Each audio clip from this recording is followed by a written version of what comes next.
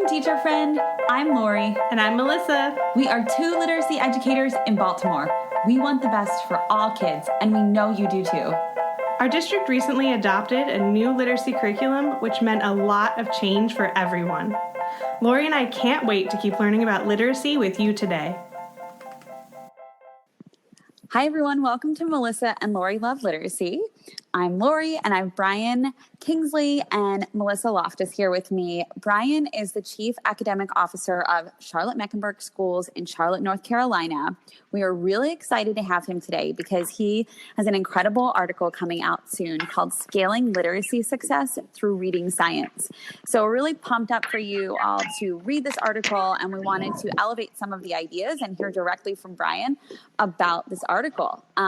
Before we jump in, though, we want to talk about what has gone wrong. The New York Times recently released an article on NAEP scores, and Melissa is going to give us a little bit of a digest on that before we jump into Brian's article. Yeah, so I saw the NAEP scores were just released, and the bottom line is they're pretty bad. So that's pretty much where we're at. And the article that I was reading, what the percentages were, that only 35% of fourth graders were proficient in reading in 2019, which actually went down from 37% in 2017, and 34% of eighth graders were proficient in reading, down from 36%. So overall student progress in reading has stalled in the last decade, with the highest performers stagnating and the lowest achieving students falling even further behind. And that came from a New York Times article called Reading Scores on National Exam Decline in Half the States. Brian, tell us about what you think has gone wrong based on this NAEP article that we're just so upset by. Yeah, I mean, I'm grateful for the question. I mean, Charlotte Mecklenburg Schools, believe it or not, has the highest average proficiency rate across all the urban districts at 39% proficient. Wow. That's awesome. And so it's awesome, but when you think about the other side of that, we have 61% of our students that are not there yet, right? And that's in fourth grade. Yep. And my insights of working at 3 large urban school systems in learning the approach to literacy and really learning myself and unlearning and relearning is that where I see our biggest issue is that we simply don't have schools at scale using curriculum that aligns to research on how kids learn to read, or even our state standards for that matter. And I believe in, education, it's probably the greatest equity issue of our time. Yeah, that's a great point. When you think about your background, because you said you have worked in 3 different systems, can you tell us about what you saw there and what has driven you to get to where you are today in Charlotte Mecklenburg, which for our listeners who don't know, Brian, if you could just kind of give a quick recap of where you stand and where you are within high quality curriculum implementation, and then maybe backtrack through what got you to this point. Yeah, so thank you. So Charlotte Mecklenburg Schools has recently adopted EL Education's K-8 curriculum. We are in year 1 of our implementation, and we started implementing in grades kindergarten through 3rd grade in our elementary schools and grade 6 in our middle schools. We did that by design to ensure that we did not compromise any of the high quality professional learning experiences that we know are equally, if not more important than the resources themselves, to really ensure that our people not only understand the curricula, but understand the research and the design behind the curriculum to be able to implement, not just with fidelity, but with integrity. Yep. And, in my learnings over the last 23 years in public education, I really believe, and even for myself, is that we have an awareness problem. Districts and teachers continue to teach reading in less effective ways because they don't know the research on how kids learn to read. It's not because they're not trying hard, not because they don't want to teach the right way. We simply haven't been taught to teach reading in the way that research supports it. And until recently, this is now just a topic that is actually scratching the surface in the media, and I'm really grateful to be a part of that conversation. So poor practices persist, I believe, due to misinformation, but I do believe as well, and what I'm seeing both at my last school system, which was the Wake County Public School System in Raleigh, North Carolina, Okay. and now in Charlotte Mecklenburg schools, two large urban school systems where I have, with an incredible team and community, implemented high quality curriculum that I believe that when teachers and community members and parents know better, when they know the research, they virtually always want to improve their practice. Yep. And so the saying, know better, do better, I think is what's coming to fruition in the state of North Carolina, and it's characterizing our new literacy practices in a profound way. Yes, that's great. So when you think about what they might have known in the past, what do you think they might have known that now that they know more has changed their thinking around what they thought that they knew? Yeah, so there's been reading wars for as long as I remember, kind of understanding how to teach reading in my post-secondary experiences. And we learned how to think about balanced literacy and thinking about the role leveled readers play in a classroom and through guided reading. We learned about when students are struggling with reading that we should be utilizing cueing systems to ask kids to look within text to see if I can identify pictures that can help them make sense of letters and sounds, and asking them to look at other words to help them, through context clues. And all of those practices are really not supported by cognitive research to help determine how kids learn to read. And really, word recognition matters. That's what the research states, that we really need to have at the center of all of our, especially our K2, and I would even extend to K3 instruction, that the relationships between sounds and letters is essential to increase students' ability to be able to be good readers. And I have even myself, implemented poor practices and helped high-performing students learn how to be readers through poor reading practices. And I wish I could have that time back, but I'm grateful now through, just taking it upon myself with the investment that these multiple districts have provided in me, with multiple partners and organizations, to become more aware and to be in a position of privilege to be able to enact upon both technical and adaptive change. Because, curriculum itself is really a technical solution. This is really an investment in people, in my opinion, and really helping people understand the why behind the change and provide all of the coaching, the leadership, and the wraparound supports that are necessary to ensure that the change is sustainable. And that's really hard, messy work. And most districts, that I've been a part of they're not financially positioned to do that well as a result of sometimes bad ed tech investments, as well as, 10 years ago when we raised standards across this country, many educators, many community members failed to remember that is also a time where we had one of the most horrific recessions in our nation's history at the same time. So while we raised expectations for students and teachers, which is certainly not a bad thing, we certainly didn't provision the resources that really are required of us to do that job. And in the absence of those resources, we've convinced teachers that they should be doing that independently, which is just really unfair and unreasonable. Yeah, Brian, in your article, you talk about the National Reading Panel. And, that was 20 years ago that they went through and reviewed all these studies and made recommendations. Do you think these kinds of things that you're bringing up now are what contributed to those not transferring to the classroom? Well, I would say that the findings that came out 20 years ago, the National Reading Panel, are still not well known. I mean, people in the field are not talking about it.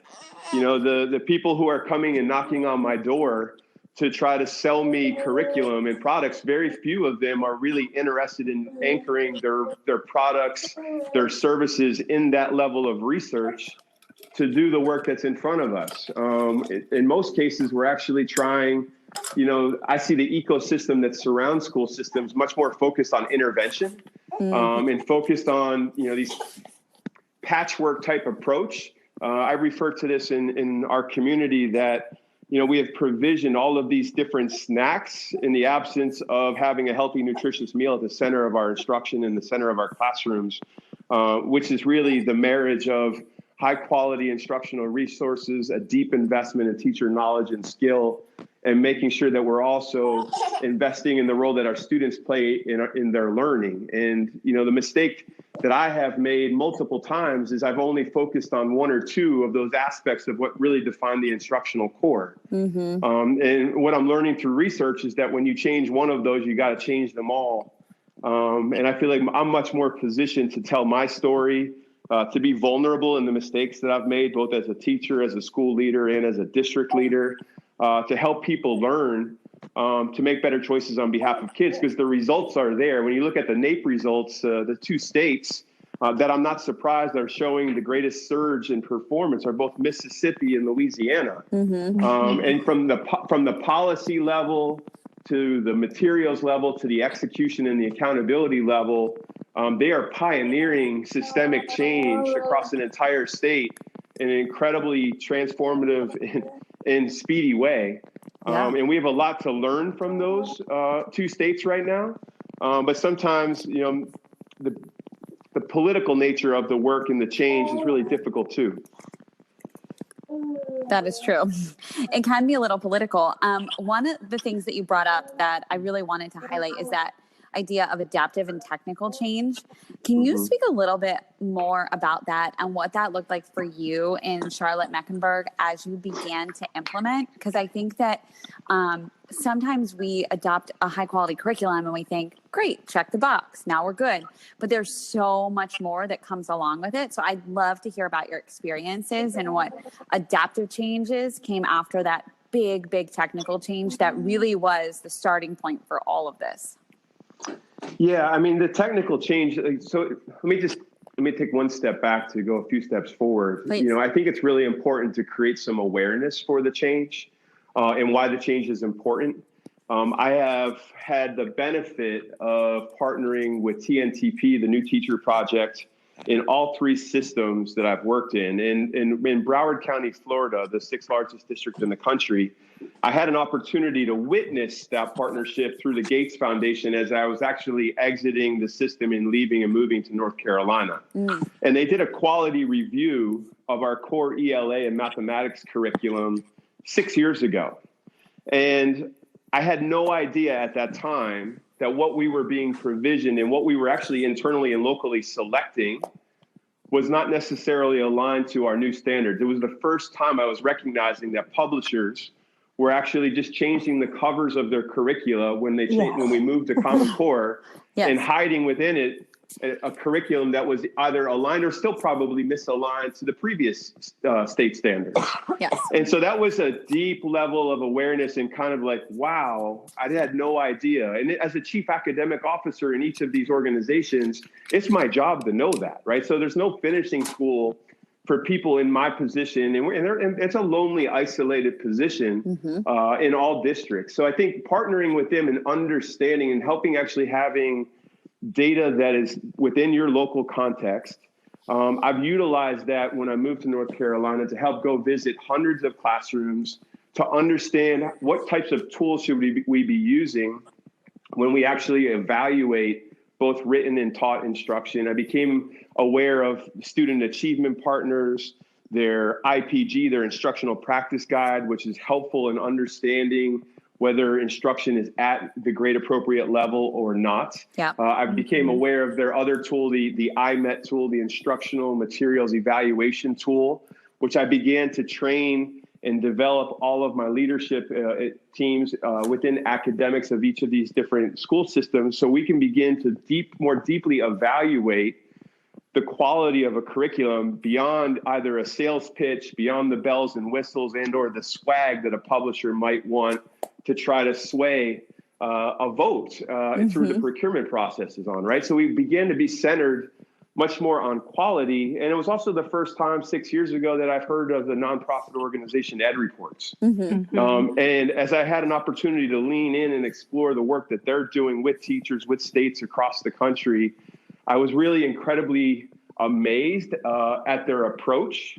It was incredibly important for me to crosswalk my evidence with my team's evidence in our findings using the IMET tool to their Gateways tool to actually have deeper conversation around all right, this is what we're seeing. This is what you're seeing. Why is that? What are we missing? I mean, it was really deepening the learning experiences and deepening the expertise that was really of all of the members of our teams, which is just really quite profound.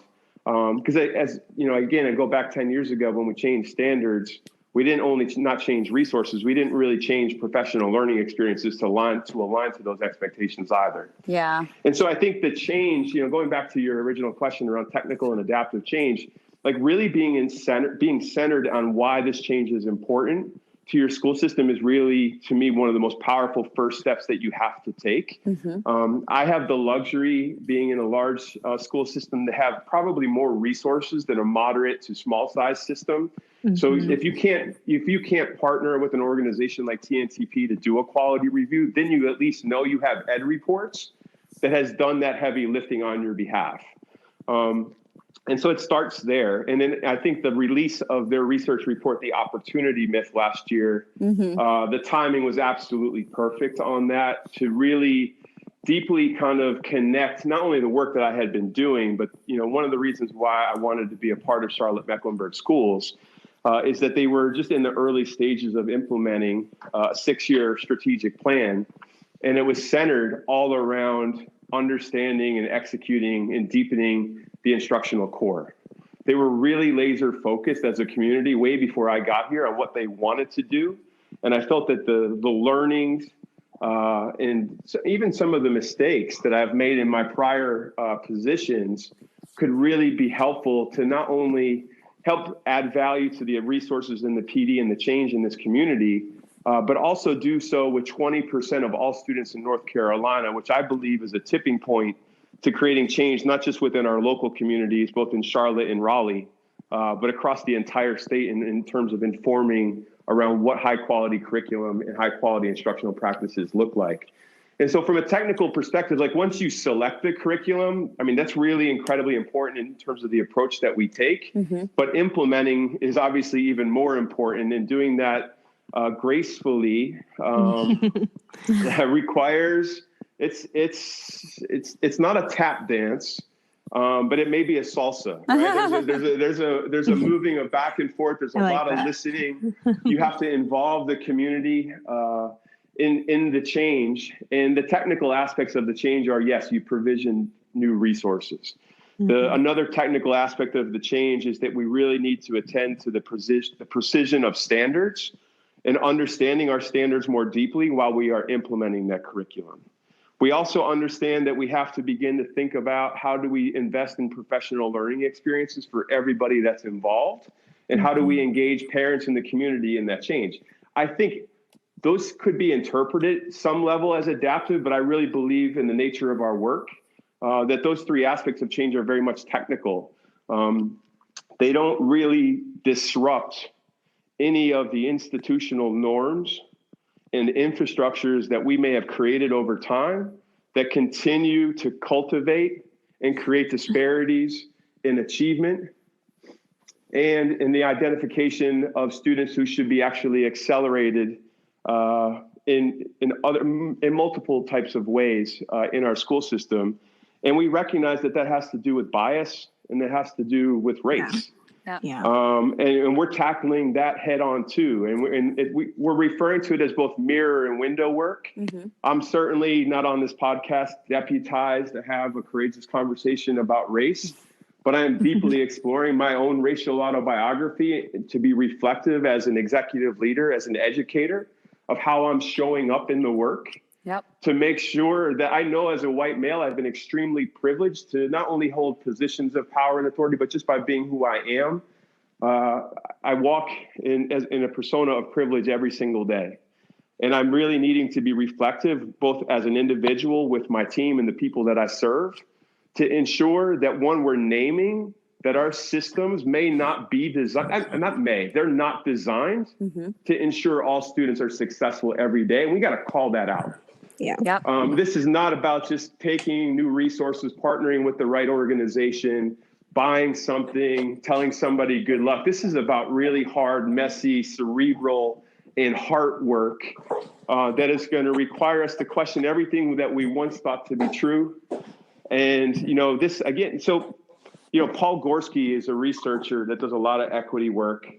And there's a quote that I just absolutely love of his. It says, the hard truth about racial equity is that it cannot be achieved with an obsessive commitment to meeting people where they are, when where they are is fraught with racial bias and privilege. I love that quote so much because it also reminds me of our approach to literacy practices, because we believe inherently through the approach of balanced literacy that we should be meeting students where they are at and only providing them leveled type readers and text. We actually have national type curricula that do that. And all that's doing is amplifying the inequities that exist in our system and in our community. And those kids never have a chance to catch up. And so I'm grateful that I've been immersed in some learning experiences to know better. I regret that I didn't know better sooner. But I hold a position of privilege, and I am privileged to be able to continue to share my learning and continue to be reflective on how I show up in this work to help more people, to help all people be successful. And that's not just our students, that's our teachers, that's our school leaders as well, who are doing the best they know how to do each and every day. And we just need to help them be placed in positions of safety, of comfort, but also of learning. We're now not only a learning organization for children every day, but we're a learning organization for adults. And the system is not designed to do that well. And we have to figure out a way to partner with our higher ed institutions better so that people that are coming through our pipelines are learning this post high school to come into our ranks, because once they get into our teaching positions and they're given a set of keys in a room full of 110 classrooms over 5 periods a day, it's really difficult to carve out the time that is necessary and required to go deeper. Yes. That is so good, Brian. I feel like I wish you were sitting with me, because I was like nodding my head and I would have totally fist bumped you while you were talking at least 10 times. Yes. And Melissa and I have talked so much, offline about how to get to that collegiate level so that folks are walking in the door out of those college classrooms way more prepared with what's the reality of education right now versus what we feel like they're being prepared for, which was the reality of education years ago. They're being taught to rewrite lesson plans or to craft unit plans versus teaching pre-teachers pre-service teachers how to be master implementers. And if we could, again, it's a shift in thinking. And I agree, it's both technical and adaptive in that way. But I love everything that you said. I'm very excited that you said it in the way that you said it. Like, you're leveling the playing field in regards to building knowledge, providing that equity, and really centering PD on curriculum so that you're giving everyone a common purpose in this work. I am very curious, because I know that you're part of, and I think I forgot to say this in the beginning, but you're part of Curriculum Matters, PLN, which is very cool. We're excited that you're a part of that.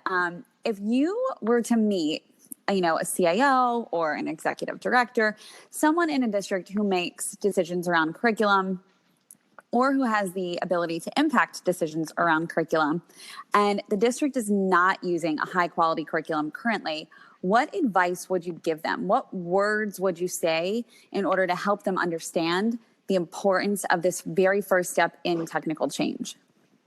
Yeah, I think I'm in this scenario a lot when I go to state or national type conferences. And I think it's more about asking the right questions than me providing the right advice. What would you ask? Tell us. Well, it's leading questions around what is it that they're using, how is it that they are experiencing it, how is it that they feel and or know that it's working for students, all students, and or their teachers, and how do they know? And really the leading question should be grounded in how is anyone in the space of learning and teaching defining quality resources, and or how are we defining success? And I think depending upon how somebody responds to those two questions, it allows me to know where to go next in terms of leveraging and creating a greater awareness of ed reports, or creating a greater awareness of what I've shared with you about the quality review process of TNTP, or sharing the opportunity myth with them and seeing like what's within our locus of control. Because what frustrates me, and this is not just with my peers, this is with just even anyone in general, that we hide behind, our problems, saying that it's really the role of poverty and the way that it plays out in our communities that's contributing to our lack of success. And I will not buy into that narrative. If I don't have any locus of control in creating positive change for all students, then what am I doing? Right. Yeah. And as a teacher, as an assistant principal and principal, all serving underserved, underprivileged communities and creating great results with people, not to people, doing it with children, doing it with teachers, doing it with their families, and through empowerment.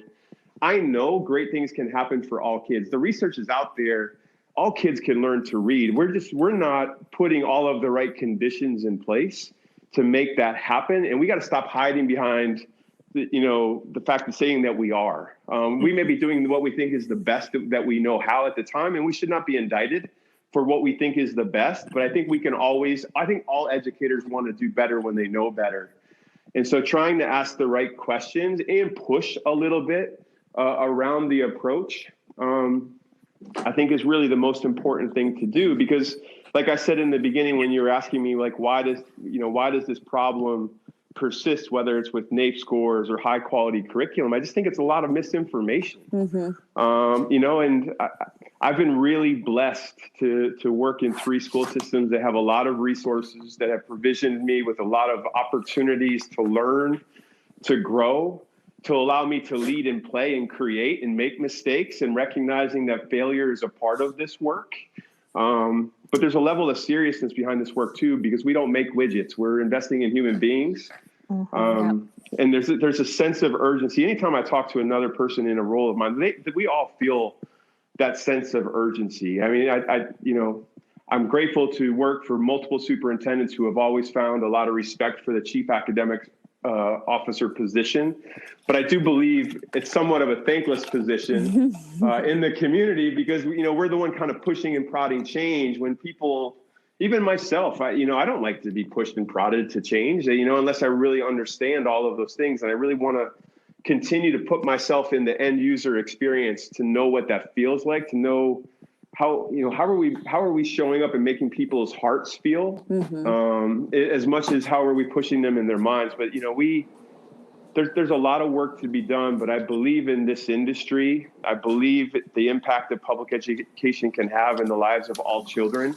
But our beliefs, mindsets, and habits have to translate into action and excellence.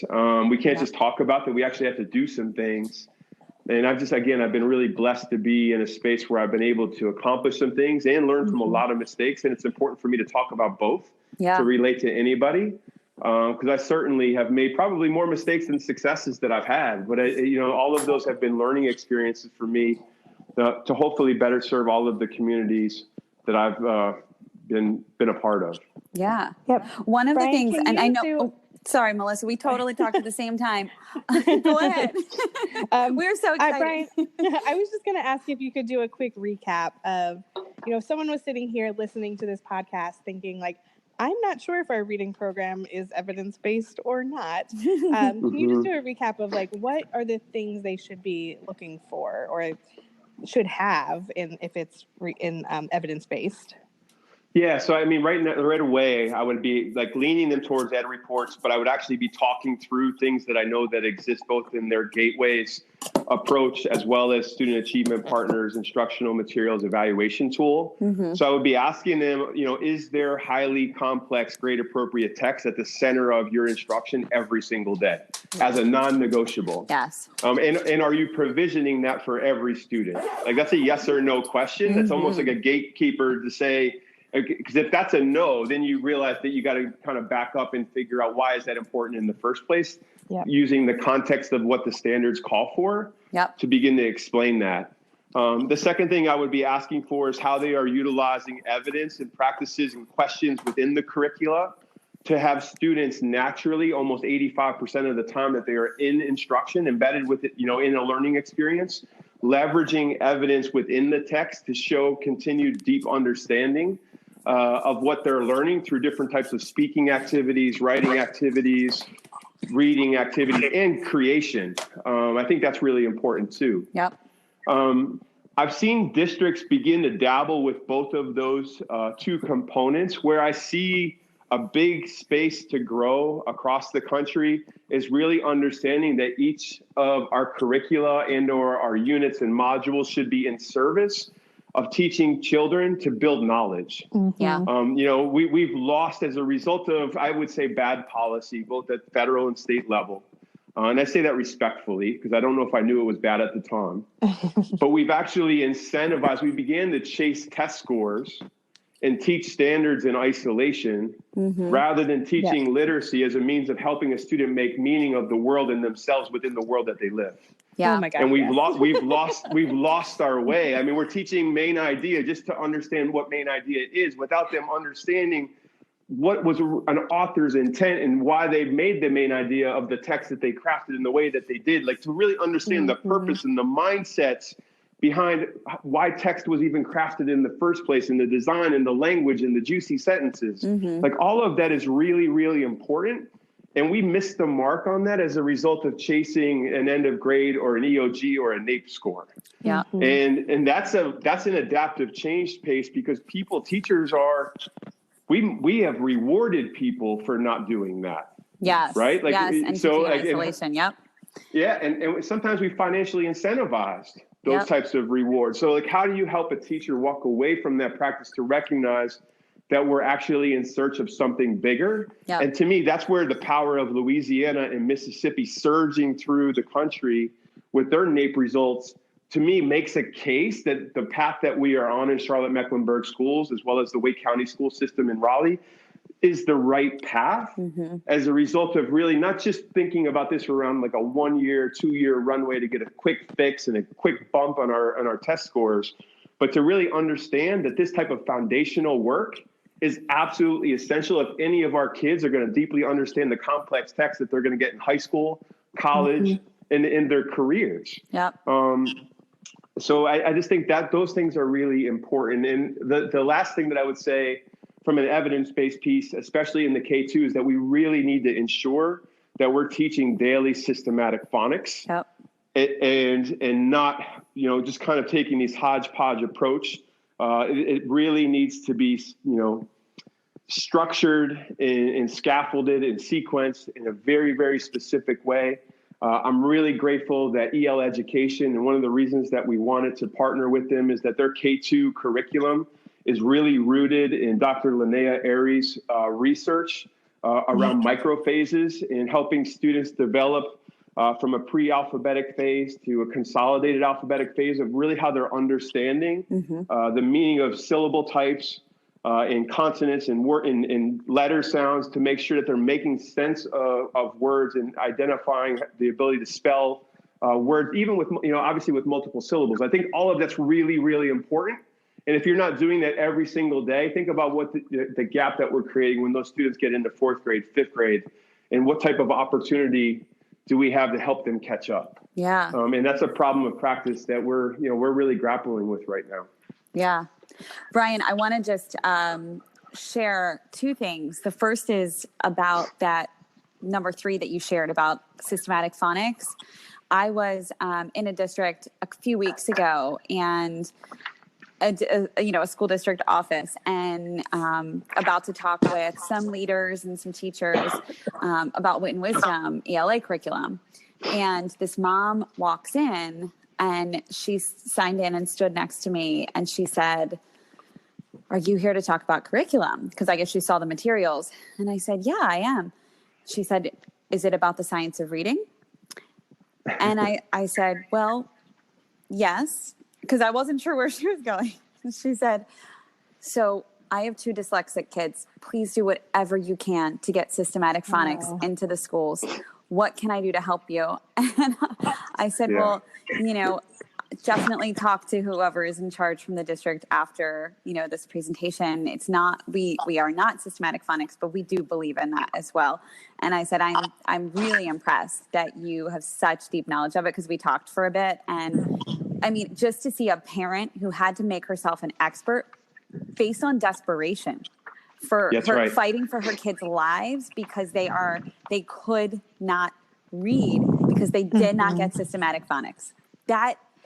My heart just, I still think about her. I can picture her face. I had a similar conversation with a parent just last night who has a daughter who's in first grade, and they were not able to benefit from the curriculum that we just rolled out last year during the child's kindergarten experience. And the mom was, not in tears per se, but just like so willing to lean into this work, because their daughter is still at the pre-alphabetic phase, and they're now, after the first 9 weeks of the first quarter, were not necessarily equipped with knowing not only what to do to advise the school, but also figuring out how they can actually help their children at home. Mm-hmm. And I think that's something that's really, something that's important to call out around the new curricula today, both wit and wisdom, EL education, and there's a few other high quality curriculum that I reference in my article, that they're educative in nature, right? They're quasi-professional learning tools for teachers to better understand this change and why it's important to better understand their standards. But there's so many embedded resources to actually share with parents and community members for them to be more engaged as well, and to be more thoughtful and how they could be more laser focused in helping their own children succeed. I mean, that community level of coherence is what, I geek out over that every day. I mean,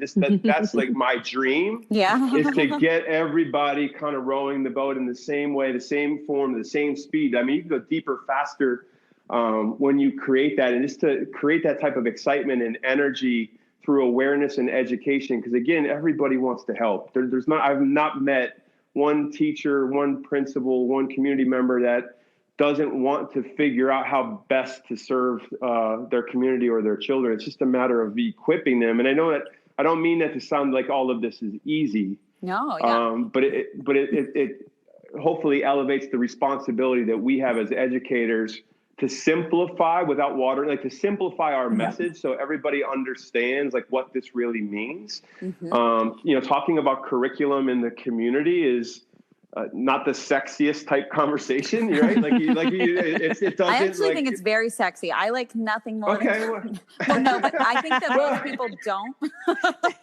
Yeah, right. Brian, our listeners may find it very sexy talking about curriculum, but the general public probably does not. Yeah. Well, I think it's our job, and I don't want to go down a slippery slope here, but it's our job to help people make sense of its importance. It's our job to help people understand what this means for everybody. What does it mean for kids? What does it mean for a parent, a teacher? What does it mean for the local nonprofit who is figuring out ways to contribute? What does that mean for the philanthropic communities who are looking to figure out how to invest and scale best practice in a community? What does it look like for the Boys and Girls Club, the YMCA, and the other tutoring agencies that are surrounding our school system and the faith-based community who is extending learning throughout the weekend on the weekends? Like, how do we get everybody speaking from the same hymn sheet, for lack of a better term, to begin to really deepen these practices and provision the materials? Like, that's what this is about. Yes. Wrapping everybody around the supports. No doubt. Yep. Great. I could talk to you all day, Brian.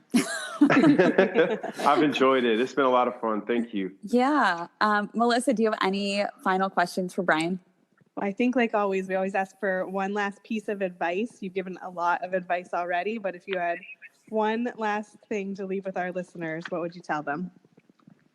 Yeah, so I'll use a quote from one of my colleagues that I co-authored an article about this work in Ed Week last March. His name is Jared Miracle, and he's the chief academic officer in Tennessee. And he talks about, sticking to the plan long enough for it to work, to have a meaningful impact. If I have any advice for people that are willing to go in, you got to put all your chips in the middle of the table and really go all in, and have the political positioning, the financial positioning, the knowledge base, the will to understand this is not easy work. This work isn't about getting a quick bump. If you're interested in a 1, 2, 5% bump in your proficiency scores, or hopefully you're focused on your college and career readiness scores, this work is not that. It will cultivate that. It will create scores, gains in scores. I mean, Mississippi is showing that. Louisiana is showing that. If you look at the work that had happened in the Wake County public school system, just after 1 year of implementation of a new curriculum, we had the highest growth across all subgroups in our 3rd grade reading scores that we had in the last 4 years previous. And that's in 1 year, which you traditionally experience an implementation dip. But this is about the adaptive change. This is about thinking about all of the infrastructures and norms that we have created to not have everybody be successful.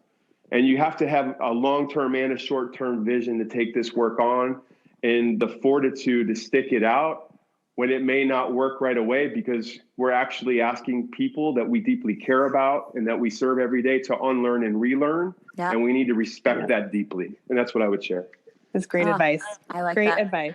So Brian, when will your article be released, and where can we find it?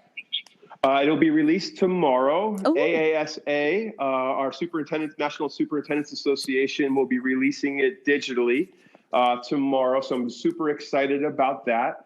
I believe it's already in their November print version that should have been mailed to districts and to homes earlier this week. So people may actually have begun to start reading it. And I have a couple other distribution partners that also want to help kind of continue to send this message out. And whether it's this piece, the work of Emily Hanford, or the work of Tim Shanahan or Karen Vates, Curriculum Matters. I mean, there's so many people beginning to cultivate a national dialogue around this conversation. It's not just about this one article, but it's really about taking a stand and making sure that we don't let this conversation fall.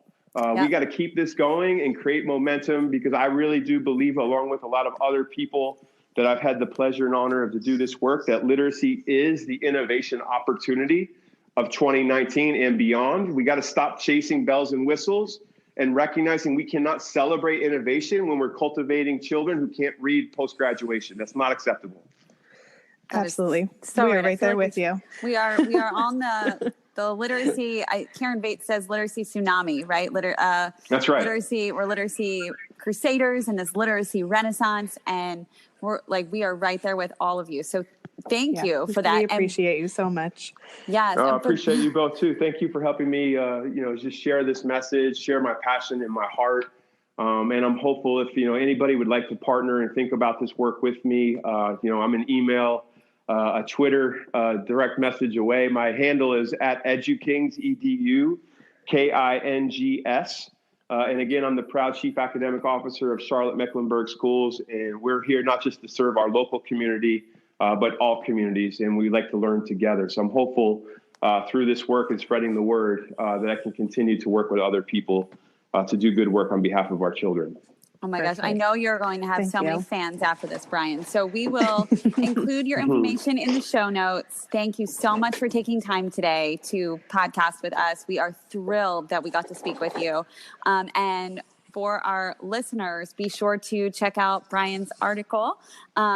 It will be out when this podcast comes out. So we will release and we will put the link in the show notes so that you can get your hands on it. Awesome. Thank you so much.